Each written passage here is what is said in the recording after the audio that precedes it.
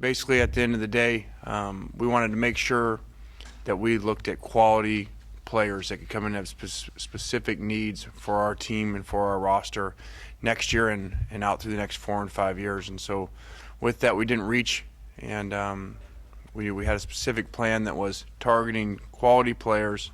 And obviously you're not going to get them all. You're going to miss on some of them. And then as we missed, be able to give us some room for next year. And so really what happened was basically we gave 18 players scholarships between last January and today. And so the good thing about that is that saves us 3 more for next year, so that we can sign 18 more next year instead of being lopsided and have to go down to 15. So I think the class, the number one need, as you go back a year ago, today we would have talked about offensive line. We were able to add some very big offensive linemen in that, all kinds of different types of guys. But I think in general with that group, the size is what sticks out. Really big guys and some guys that can play a number of positions there. And then I think after that, you go to the 2 linebackers who were as good as anybody that we saw in camp. We happened to have them in camp in Jabari and Scott. And it was exciting because there was a number of very good conference-type linebackers in our camps.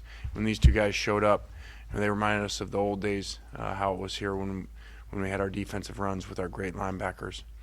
And then I think the 3 touchdown makers on offense with the 2 receivers and the tight end and Jalen was exciting.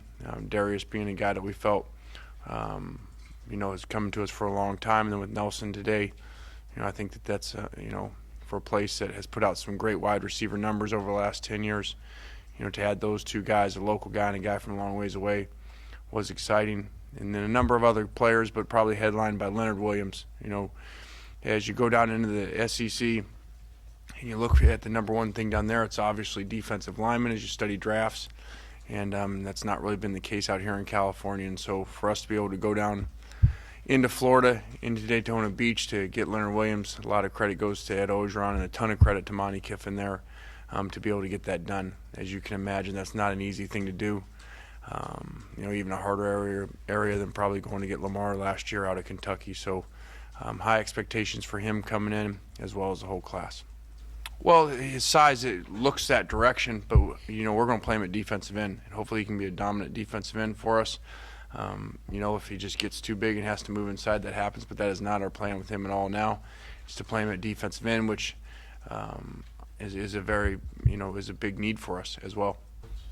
Yeah, I think, we really had to, we always evaluate him in all areas, but even more than ever, we had to, and, there's probably some guys with bigger numbers would have reached to, or taken some risk, either from a football talent standpoint or from an academic standpoint.